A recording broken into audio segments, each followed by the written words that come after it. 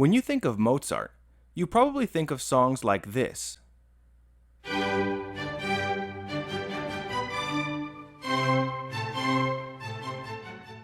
Or maybe this.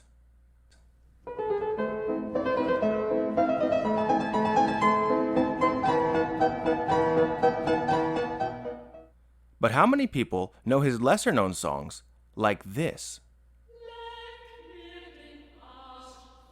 If this song isn't ringing any bells, that's for a pretty good reason. The title of this Mozart masterpiece translates into English as "Lick My Ass Clean." And if we translated the lyrics, this album would almost certainly be slapped with a parental advisory sticker. And this is just one of many such, quote, scatological songs, unquote, that Mozart wrote, and far from the worst. Today, we're going to talk about the taboo topic of Wolfgang Amadeus Mozart, composer and scat singer. Now at this point, you might be asking yourself how it is that you've never heard of this before. Well, it certainly wasn't Mozart himself who hid these songs.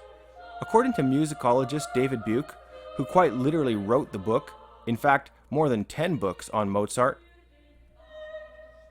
it may seem strange that Mozart made fair copies, entered these items into his personal works catalog, in which he tended to omit ephemeral works, and allowed them to be copied.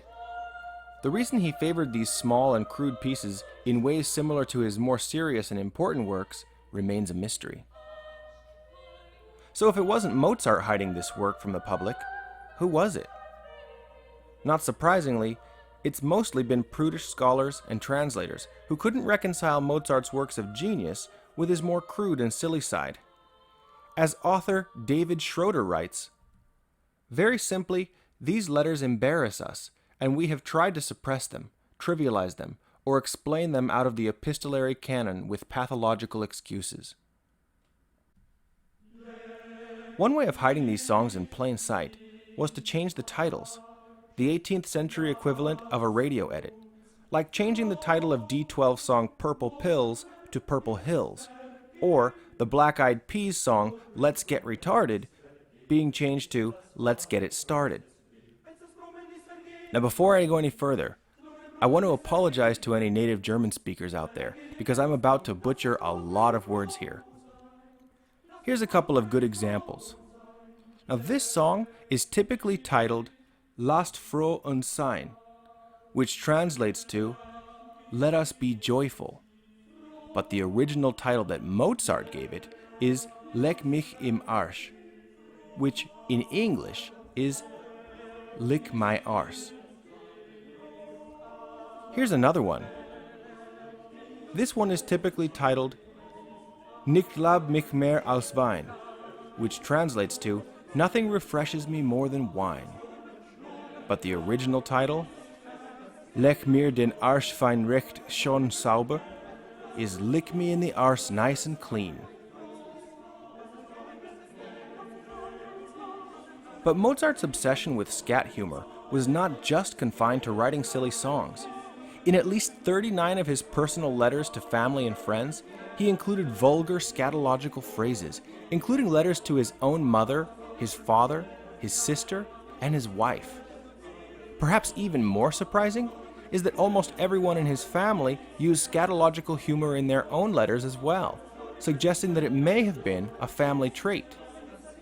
Here's an excerpt from a letter from Mozart's mother to Mozart's father. "Stay strong and healthy for the fateful day, that day that I rupture your insides, into your mouth your arse I'll shove." Mozart especially liked to write these letters to his cousin, whose name was also Maria Anna Thekla Mozart. Here's a couple examples. "By the love of my skin, I shit on your nose so it runs down your chin." And this one, "Well, I wish you good night, but first shit in your bed and make it burst." There have been various attempts to explain Mozart's obsession with scatology. One popular theory was that Mozart may have suffered from some sort of psychological disorder, like coprophilia or infantilism, while others suggested it might be a neurological disorder such as Tourette's syndrome. as suggested in this article by endocrinologist Benjamin Simpkin, which was published in the journal BMJ. Now, this hypothesis has been largely discredited in recent years. The second possible explanation is that Mozart was simply a product of his time. Author David Schroeder explains that scatological humor was quite common in 18th century Europe, in particular among the lower classes.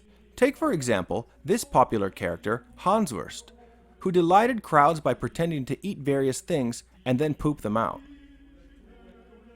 Another hypothesis is that Mozart was not only a product of his time, but perhaps of his culture. Cultural anthropologist Alan Dundas states, "In German folklore, one finds an inordinate number of texts concerned with anality.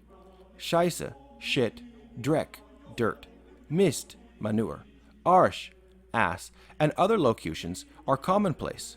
Folk songs, folk tales, proverbs, folk speech, all attest to the Germans' long-standing special interest in this area of human activity.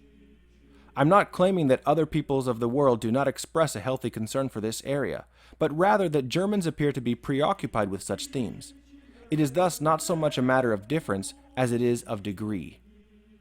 Dundas goes on to strengthen his point by showing scatological writings from other luminaries from German society, for example, the writer Goethe, or the theologian Martin Luther, and even Mozart's contemporary Haydn. In all likelihood, it was probably a combination of both the time that Mozart lived and the culture that he was brought up in. But if you ask me, it doesn't need any explanation at all.